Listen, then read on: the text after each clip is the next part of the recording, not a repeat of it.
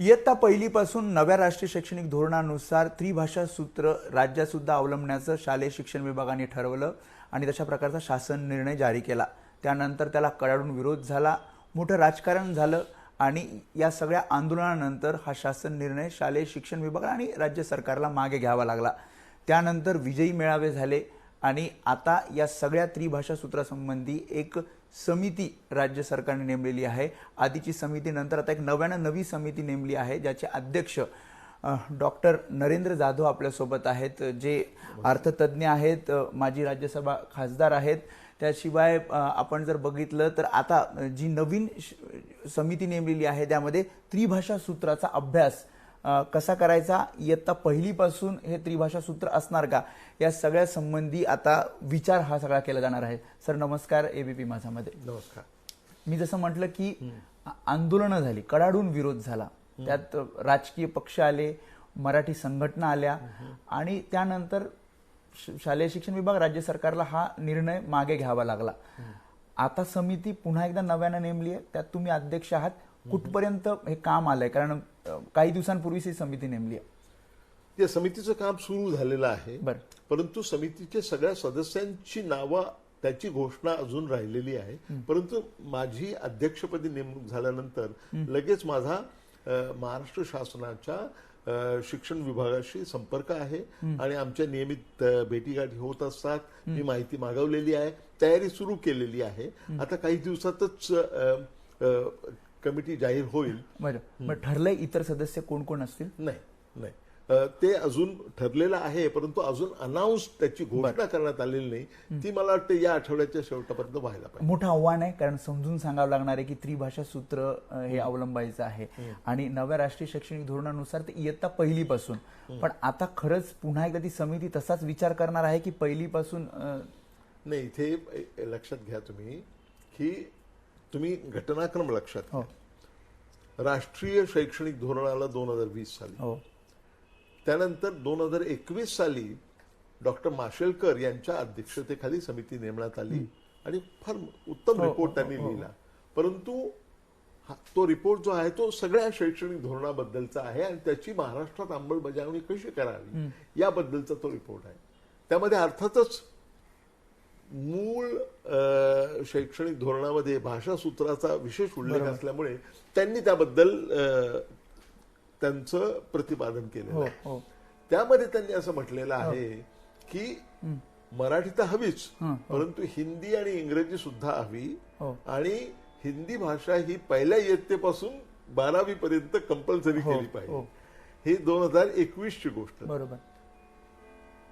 त्यावेळी त्याच्याकडे जेवढं लक्ष द्यायला हवं होतं तेवढं गेलं नाही, ही वस्तुस्थिती आहे। त्यानंतरच्या काळामध्ये ज्यावेळी यावर्षी 2025 साली ज्यावेळी गव्हर्नमेंटने GR काढला, तो GR माशेलकर समितीशी पूर्णपणे सुसंगत होता। परंतु ज्यावेळी ते बाहेर आलं त्यावेळी लोकांची प्रचंड प्रतिक्रिया झाली, जनक्षोभ उफाळला। त्यात बरंच राजकारण झालं, त्यात मी काय जाणार नाही। त्यामुळे सरकारने ती पॉलिसी, ते जे GR इश्यू केला होता तो मागे घेतला। त्यानंतर दुसरा GR इश्यू केला, त्याने लोकांचं समाधान झालं नाही। त्यामध्ये हिंदी वैकल्पिक, सर्वसाधारण भाषा ही हिंदी असेल असं दुसऱ्या GR मध्ये सांगितलं। दुसऱ्या GR मध्ये असं सांगितलं होतं की हिंदी ही वैकल्पिक राहील आणि ज्या वर्गात 20 पेक्षा जास्त विद्यार्थी आहेत, ज्या शाळेमध्ये 20 पेक्षा जास्त विद्यार्थी आहेत, हिंदीपेक्षा वेगळा विषय शिकायचा त्यांच्यासाठी सोय करून दिली। पण नाही, ही त्यावेळची परिस्थिती। तो GR सुद्धा मागे घ्यावा लागला। तो GR मागे घेतल्यानंतर ज्यावेळी मोर्चा आणि हे सगळं सुरू झालं, रणकंदन सुरू झालं, त्यावेळी हे दोन्ही GR मागे घेण्यात आले, माझ्या समितीची घोषणा करण्यात आली। त्यावेळी सगळ्यांची आणि समितीच्या कामालाही सुरुवात झाली। त्यानंतर एक फार महत्वाची घडामोड घडलेली आहे, ज्याकडे अजून पुरेसं लक्ष दिलं गेलेलं नाही। कारण इश्यू काय आहे, त्रिभाषा सूत्र आम्हाला ही समितीच नको, त्रिभाषा सूत्र आम्हाला नको। अरे त्रिभाषा सूत्र आजही आहे। प्रश्न इथे असा होता की कोणत्या इयत्तेपासून कोणती भाषा सक्तीची असावी हाच विषय आहे आणि या संदर्भामध्ये कमिटी पूर्णपणे विचारांती निर्णय घेणार होती। परंतु काही लोकांनी असं गृहीत धरलं की हिंदी भाषा ही लादण्याचा हा डाव आहे आणि तसा प्रचार नाही, सुरू पण झाला. तिसरी भाषा कोणती शिकवली जाणार? एक मिनिट येतोय मी त्याकडे. तर हिंदी ही लादलीच जाणार आहे सगळ्यांच्या वरती आणि पहिल्या इयत्तेपासून हिंदी शिकावी लागणार आहे, अशा प्रकारचं दिशाभूल करणारी विधानं करून वातावरण उत्तेजित करण्यात आलं. ते खरं नव्हतं. सुदैवानं एक फार महत्वाची घटना घडली 2 दिवसापूर्वी. 2 दिवसापूर्वी पार्लमेंटमध्ये ज्यावेळी प्रश्न विचारण्यात आला, त्या प्रश्नाच्या अनुषंगानं पहिल्यांदा केंद्र सरकारने म्हणजे केंद्र सरकारच्या शिक्षण विभागाने असं जाहीर केलेलं आहे की कुठल्याही भाषेची सक्ती केली जाणार नाही आणि 3 भाषा पहिल्या इयत्तेपासून शिकवल्या जाण्याचं काहीही बंधन नाही. हे फार महत्वाचं आहे. लोकांनी गृहीत धरलं होतं. कारण का, माशेलकर समितीचा रिपोर्ट आणि तो सरकारने स्वीकारला होता. सरकार आणि सगळ्यांनी असं गृहीतच धरलं होतं की माझी समिती त्याच्यावरती शिक्कामोर्तब करेल. तसं व्हायचं नव्हतं. आणि मी अनेक इंटरव्ह्यूज मध्ये सांगितलं की अगदी त्या कोवळ्या बालवयामध्ये मुलांना 3 भाषा शिकायला लावणं हा अत्याचार आहे असं मी म्हटलं होतं. अत्याचार कशा अर्थाने, ते खेळताना शिकू शकतात, संभाषणात, परंतु तुम्ही त्यांना पुस्तक आणि वही दिली आणि लिहायला लावलं की मग त्यांची पंचायत होते. ती पंचायत अशासाठी होते की प्रत्येक भाषेचा सिंटॅक्स वेगळा असतो, त्याचं ग्रामर वेगळं असतं. त्यामुळे सिंटॅक्स आणि ग्रामर आणि याच्यामध्ये त्यांचा इतका गोंधळ उडतो की ते धीरगुजरी भाषा बोलायला लागतात आणि मुख्य जे सांगायचं आहे ना, मुख्य विषयाकडून वेगळ्या गोष्टींना जास्त महत्व दिलं जातं. त्यामुळे मग घोकमपट्टीवरती भर द्यावा लागतो. हे सगळं टाळणं आवश्यक होतं आणि माझ्या समितीमध्ये ते आलंच असतं. मात्र सुदैवानं आता केंद्र सरकारनेच आपली केंद्र सरकारने त्या लेखी उत्तरात असं म्हटलं की कुठेही आम्ही राज्य सरकारला तिसरी भाषा लादायचा किंवा त्रिभाषा सूत्र अवलंबण्याचा कुठेही आम्ही बंधनकारक केलेलं नाही. असं नाही, शब्द वेगळे आहेत. तुम्ही म्हणता तसं शब्द त्रिभाषा सूत्र आजही आहे ना. त्यामुळे ते लादण्याचा प्रश्न नाही. कोणत्या इयत्तेपासून कोणती भाषा लादायची हाच इश्यू आहे. बरोबर. त्यांनी हे स्पष्ट केलेलं आहे. जे खरं म्हणजे मूळ कस्तुरीरंगन रिपोर्टमध्ये म्हणजे नॅशनल शैक्षणिक धोरणामध्ये, राष्ट्रीय शैक्षणिक धोरणामध्ये असं कधीच म्हटलेलं नव्हतं की 3 भाषा पहिलीपासून शिकवल्या गेल्या पाहिजेत आणि त्यामध्ये एक हिंदी असली पाहिजे, असं त्यात म्हटलं गेलेलं नव्हतं. पण आता ऐका ते चुकीचं इंटरप्रिटेशन दिलं गेलं. त्यानंतर आता हे सगळं रामायण झाल्यानंतर आता केंद्र सरकारने स्पष्ट केलेलं आहे की 3 भाषा या पहिलीपासून शिकवल्या जाणार. 2 गोष्टी केल्यात स्पष्ट, फार महत्वाची गोष्ट आहे. पहिली गोष्ट म्हणजे पहिलीपासून 3 भाषांची सक्ती असणार नाही आणि हेच शैक्षणिक धोरणामध्ये होतं की कालांतराने हळूहळू त्या 3 भाषा शिकवण्यात येतील. आता दुसरी गोष्ट जी स्पष्ट केलेली आहे ती फार महत्वाची आहे. ती म्हणजे हिंदी भाषा ही सक्तीची भाषा राहणार नाही. आणि जे आता जो सरकारच्या उत्तरामध्ये जी पॉलिसी आहे ती अशी आहे की मातृभाषा आणि इंग्लिश, मातृभाषा सोडून किंवा माध्यमाची भाषा सोडून इतर 2 भाषा शिकणं आवश्यक आहे. ती सोडून 2 भाषा, त्या 2 पैकी म्हणजे 3 भाषा सूत्र आहेच, त्यामध्ये इंग्लिश सोडून दुसऱ्या 2 भाषा या कोणत्याही भारतीय भाषा असू शकतील. त्याच्यामध्ये बंधन नाही की हिंदीच असली पाहिजे असा आग्रह. पण ते ह्या आधी क्लिअर होतं, म्हणजे आधीच्या समितीला पण क्लिअर होतं, आताच्या समितीला पण क्लिअर आहे. शैक्षणिक धोरणामध्ये क्लिअर होतं. माशेलकर समितीने तो गोंधळ केला आणि त्यांनी हिंदी पहिल्यापासून. आता तुमची नवीन समिती काय करणार? आमची नवीन समिती याचा साकल्यानं अभ्यास करणार आणि या बदललेल्या पार्श्वभूमीवर भाषासूत्र कसं असावं हे ठरवण्याचं काम करणार आहे. मग त्यात कोणती भाषा कधीपासून लागू करायची आणि कोणत्या भाषेला कुठल्या स्टेजला कुठले पर्याय असले पाहिजेत याचा अभ्यास करायचा. आणि हा सगळाच अभ्यास करून आणि खरं म्हणजे ना, हे पहा, तंत्रज्ञानामध्ये इतके बदल झालेले आहेत आता, प्रचंड मोठे बदल झालेले आहेत. आणि ज्यावेळी हा शैक्षणिक धोरणाचा अहवाल तयार करण्यात आला, तो महान संशोधकाने केला होता अहवाल, शास्त्रज्ञ होते, ते इस्रोचे अध्यक्ष होते. परंतु त्यावेळेचं तंत्रज्ञान आणि मध्ये आलेलं पॅन्डेमिक यानंतरचं तंत्रज्ञान याच्यामध्ये जमीन आसमानाचा फरक आहे. त्यामुळे खरं म्हणजे माझं प्रामाणिक मत असं आहे की पूर्ण शैक्षणिक धोरणाचाच फेरविचार करण्याची गरज आहे. त्याला सिक्वेल करण्याची गरज आहे. 2020च्या म्हणतात 2020च्या शैक्षणिक धोरणाला जोड देणारा, बदलत्या संदर्भामध्ये बदल करणारा दुसरा अहवाल मला हवा आहे, करणं आवश्यक असं माझं वैयक्तिक मत आहे. धोरणामध्ये काही बदल आवश्यक आहेत जे 5 वर्षात झाले. अत्यंत आवश्यक आहेत, कारण बदलत्या संदर्भामध्ये, आणि हे बदल सर्वसाधारण बदल तर आहेतच. म्हणजे तुम्हाला गमत सांगतो की माझ्या पुस्तकामध्ये, हे पुस्तक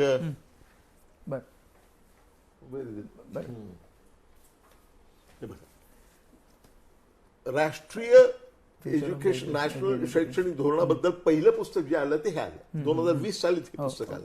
या पुस्तकामध्ये पान 304 वर मी असं म्हटलं होतं की जे औद्योगिक क्रांती 4.0 इंडस्ट्रियल रिव्होल्यूशन 4.0 सुरू झालेलं आहे, त्याच्या अनुषंगानं शिक्षणामध्ये प्रत्येक क्षेत्रामध्ये एज्युकेशन 4.0 आलं पाहिजे. म्हणजे शिक्षणाच्या बाबतीमध्ये मग ते आणताना कसं आलं पाहिजे, तर मी असं म्हटलं होतं की त्यामध्ये 304 पानवर मी असं म्हटलेलं आहे की the new national education policy, supposedly a visionary document, hardly makes any conscious efforts towards a much needed transition to education 4.0, corresponding to the ongoing industrial revolution 4.0.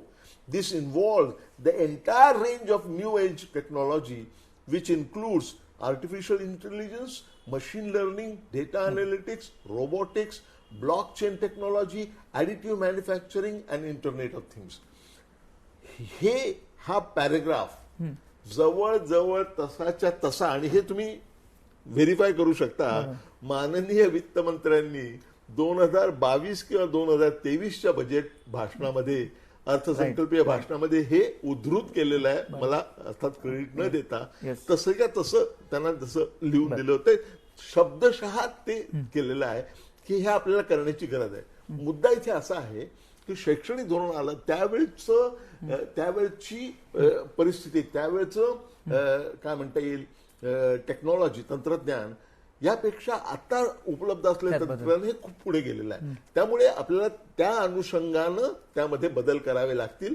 आणि चीनने इयत्ता पहिलीपासून सुरू केलेलं आहे. आपल्याकडे हे लवकर सुरू करण्याची गरज आहे. त्याचा काही उल्लेख जुन्या धोरणात नाही, तो नवीन धोरणामध्ये यायला पाहिजे. सिक्वेल म्हणा नवीन धोरणाच्या ऐवजी, कारण आपल्याला त्यावेळी असं वाटत होतं की धोरण 20-21 वर्ष चालेल, परंतु आता बदलत्या संदर्भात, तंत्रज्ञानाच्या बदलत्या संदर्भामध्ये त्याला सिक्वेल किंवा जोड देणारं धोरण असलं पाहिजे असं माझं मत आहे.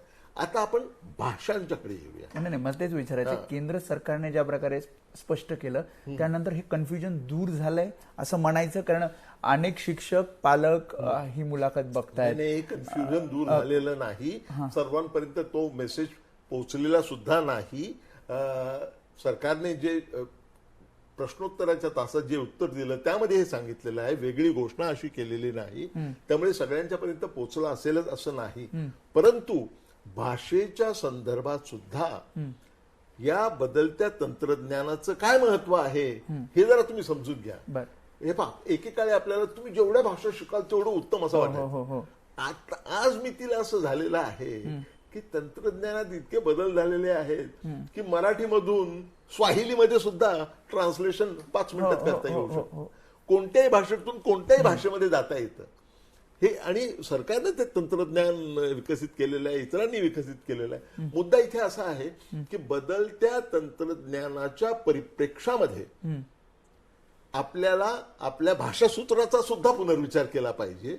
एवढ्या सगळ्या भाषा शिकण्याची गरज आहे का याचाही पुन्हा विचार केला पाहिजे. हेच म्हणतायत, म्हणजे जे विरोध करतायत ते हेच म्हणतायत की पहिलीपासून 3 भाषा का नाही. त्यांचं एवढंच म्हणणं होतं की पहिलीपासून नको, परंतु 3 भाषांना त्यांचा विरोध नाही ना. त्यांचं असं म्हणणं आहे की आधी जसं 6वी 7वीला हिंदी भाषा शिकवली जायची, त्याचा वेगळा, आपल्याला या सगळ्याचा पुनर्विचार करण्याची आवश्यकता आहे.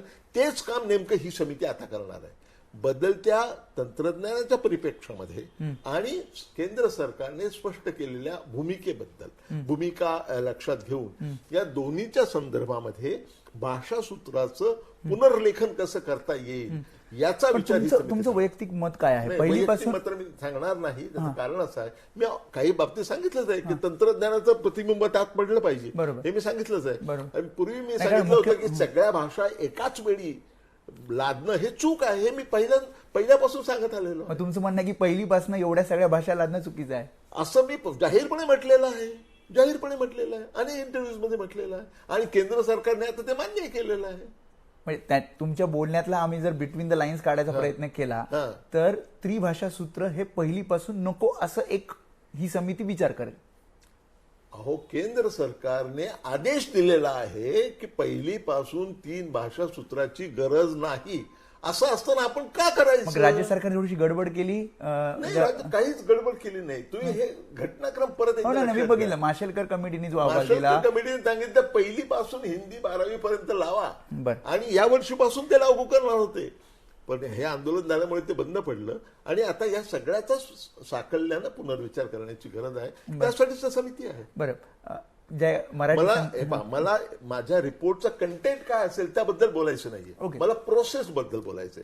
कारण कंटेंट जे आहे ती मी एकटा ठरवणार नाहीये, आणि मी माझं वैयक्तिक मत मुद्दाम सांगत नाही, कारण समिती ठरवणार आहे. कारण त्या समितीमध्ये सुद्धा असे काही सदस्य होते ज्यांनी या पहिलीपासून त्रिभाषा सूत्राला विरोध केला होता, जे समोर आलं होतं. त्यांनी स्पष्टही केलं होतं, रमेश मानसे सर असतील किंवा इतर लोकांनी असतील. तर पण नंतर ज्यांनी आंदोलन केलं त्या लोकांनी ज्यावेळी माशेलकर समितीचा निर्णय आला त्याला विरोध करणारं आंदोलन नव्हतं केलं. हे तुम्ही लक्षात घ्या.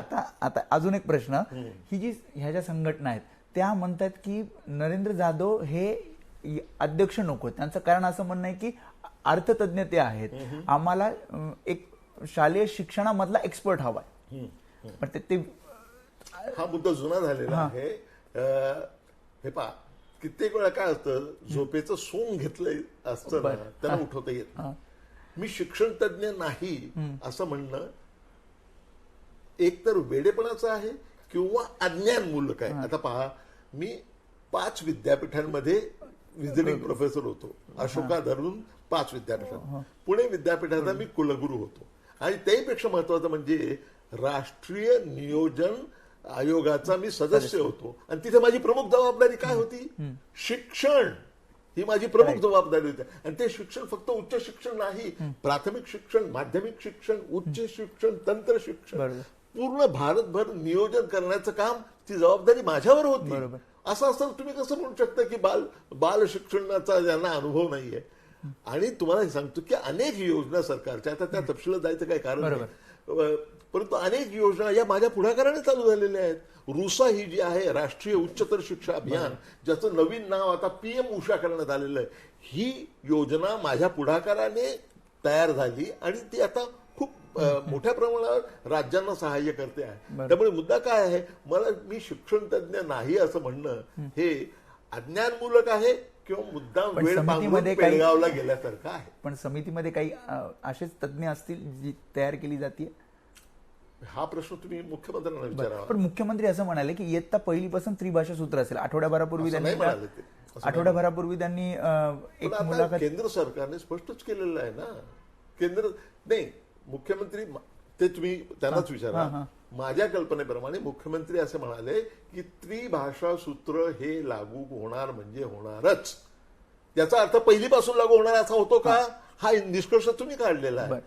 या लोकांनी काय निष्कर्ष काढला, आंदोलकांनी, की ही समिती नेमली ना, समितीची आवश्यकताच नाही, आणि तुम्ही आता नेमली ना, तर मग ही समिती काय निर्णय देणार आम्हाला माहिती आहे, ही हिंदी कंपल्सरी करणार.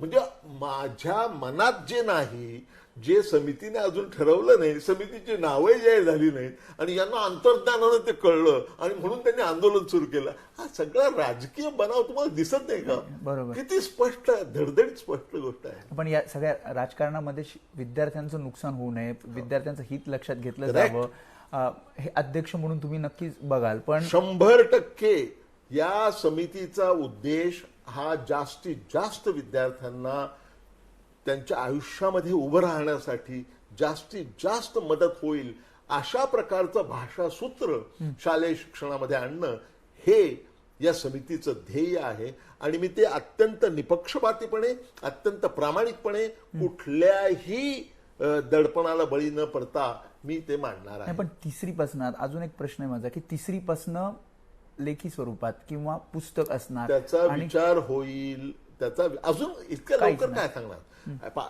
या नवीन शैक्षणिक धोरणामध्ये आता वेगळे गट, पूर्वी प्रायमरी, सेकंडरी आणि टर्शरी असं होतं किंवा आता ते बदललेलं आहे. आता प्री प्रायमरी 3 वर्ष, नंतर प्रायमरीचे 2 वर्ष, प्री प्रायमरी 3 वर्ष, प्रायमरीचे 2 वर्ष, फर्स्ट अँड सेकंड, हा एक गट आहे. प्रिपरेटरी, त्यानंतर फाउंडेशनल, नंतर प्रिपरेटरी, नंतर मिडल आणि नंतर हायर, अशा प्रकारची ती गट. तर या गटामध्ये कोणती भाषा कधी लागू करायची याची सांगोपांग चर्चा केली जाईल आणि बदलत्या तंत्रज्ञानाच्या संदर्भात आपल्याला वेगळं काही करता येईल का याचाही विचार करा. मोठी जबाबदारी आहे, कारण यामुळेच भाषावाद वाढला. कारण हा शासन निर्णय आला, त्याच्यानंतर हिंदी मराठी हा वाद वाढला. राज्यपालांनी काल सुद्धा सांगितले की भाषावाद हा झाला नाही पाहिजे, जेणेकरून महाराष्ट्रामध्ये जी गुंतवणूक आहे ती येणार नाही. त्याच्यामुळे खूप मोठी जबाबदारी आहे की भाषावाद कमी व्हावा, जेणेकरून हे जे काही सूत्र ठरवलं जाईल त्याच्यामध्ये हिंदी सुद्धा येणारच आहे, अर्थातच येणार आहे.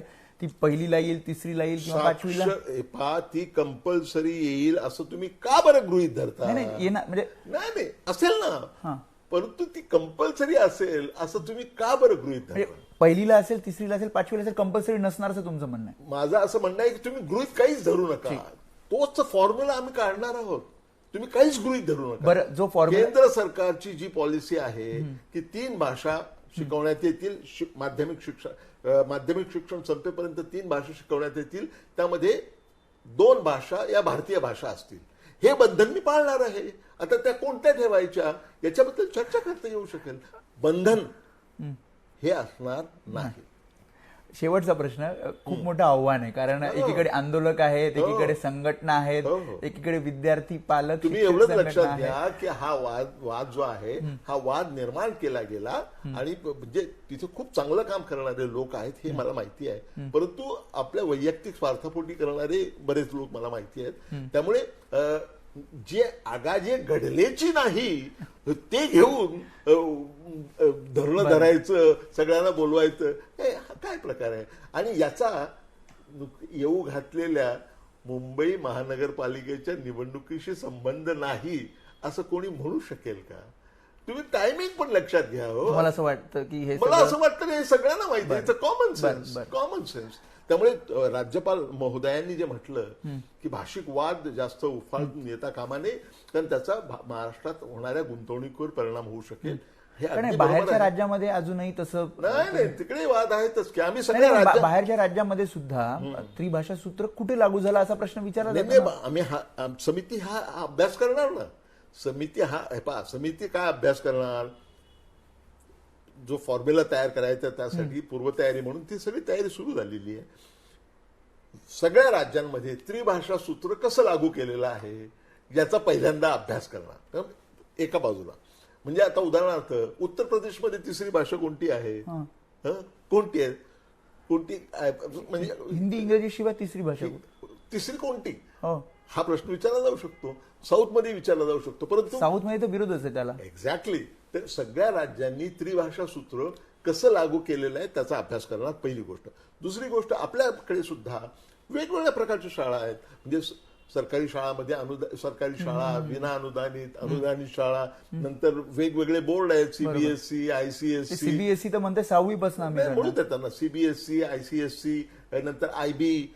तर या सगळ्यांमध्ये कोणती भाषा कोणत्या लेवल पासून सुरू होते आणि काय विकल्प दिला जातो, कोणत्या स्टेजला कुठला विकल्प दिला जातो याचं पूर्ण चित्र डोळ्यासमोर ठेवून मग सरकारी शाळांसाठी आम्ही पुरस्कार करणार आहोत.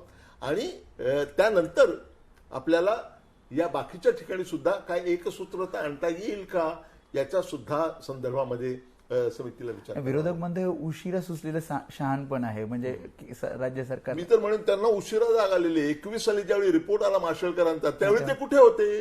कारण त्यावेळी इलेक्शन नव्हती ना. त्यानंतर 2025ला अचानक त्यांना जाग आली आणि मराठीवर फार अन्याय होतो आणि हिंदी लादली जाते. अरे 21 साली तो रिपोर्ट आला. 4 वर्ष काय केलं होतं तुम्ही? जाधव सर, सगळ्यांचं समाधान होईल जेव्हा हा रिपोर्ट येईल आणि साधारणपणे कधी रिपोर्ट अपेक्षित आहे? सगळ्यांचं समाधान करणं हा माझा हेतू नाही. आपल्या देशात हा रिपोर्ट इतका महत्वाचा असणार आहे की आपल्या देशातल्या महाराष्ट्रातल्या अक्षरशः कोट्यावधी बालक आणि बालिकांच्या भवितव्याला उभारी देणारा काय भाषासूत्र असावं हे ठरवणारा हा रिपोर्ट आहे. त्यामुळे हा अहवाल अत्यंत महत्वाचा आहे, भविष्यदर्शी, आणि म्हणूनच तो भविष्यदर्शी अहवाल असणं हे अत्यंत आवश्यक आहे. आणि सर्वांना खुश करणं हा माझा हेतू नाही. बालक बालिकांचं, महाराष्ट्रातल्या बालक बालिकांचं जास्तीत जास्त हित साधणं हाच माझा एकमेव हेतू आहे. आणि या दृष्टिकोनातूनच माझी समिती. कधीपर्यंत अहवाल साधारणपणे? 3 महिने त्यांनी दिलेले आहेत. ते 3 महिने माझी नेमणूक झाल्यापासूनचे 3 महिने आहेत की समितीचे सदस्य नेमल्यापासूनचे 3 महिने आहेत, याबद्दल स्पष्टता नाही. आता ते स्पष्ट होईल. परंतु त्या मुदतीमध्येच मी देणार आहे तो अहवाल. जी काय असेल ती मुदत, त्या मुदतीमध्ये मी देणार. खरं तर अपेक्षा आहे जेव्हा तो अहवाल समोर येईल तेव्हा जसं तुम्ही म्हणतात की विद्यार्थ्यांचं हित लक्षात घेऊन तो अहवाल समोर येईल. आणि जे त्रिभाषा सूत्राचा जो वाद म्हणजे कधीपासनं, पहिलीपासनं, तिसरीपासनं, पाचवीपासनं, जसं सरांनी सांगितलं एकदम क्लिअर केलेलं आहे की कुठलाही बंधन कितवीपासनं त्रिभाषा सूत्र लागू करायचं याबद्दलचं नाही. त्यामुळे सगळा विचार केला जाणार, विविध राज्यांचा अभ्यास केला जाणार, तिथे नेमकी काय स्थिती आहे, इतर बोर्डांची स्थिती काय आहे, या सगळ्यांचा अभ्यास करून काही बदल करायचे असतील तर ते बदल समिती करणार आहे. त्यामुळे सर जे काही कन्फ्युजन विद्यार्थ्यांमध्ये, पालकांमध्ये आणि संघटनांमध्ये होतं ते कन्फ्युजन बऱ्यापैकी दूर झालं असं मी समजतो. आणि खूप खूप धन्यवाद, तुम्ही एवढा वेळ दिला एबीपी माझ्याशी. मी या सगळ्यांची पण बोलणार आहे, या सगळ्या संघटनांची निवेदनं घेणार आहे, सगळ्यांची बोलणार आहे. त्यामुळे सगळ्यांची बाजू समजावून घेऊन हा अहवाल तयार होणार आहे. त्यामुळे हा अहवाल जास्तीत जास्त विद्यार्थ्यांचं हित, त्यांच्या हितासाठी असेल याच्याबद्दल काही शंका तुमच्या मनात असता कामा नाही. खूप खूप धन्यवाद सर, तुम्ही वेळ दिला याबद्दल एबीपी. धन्यवाद. नमस्कार. कॅमेरामॅन सचिन शिंदेसह मी वेदांत नेब, एबीपी माझा, मुंबई. एबीपी माझा, उघडा डोळे बघा नीट.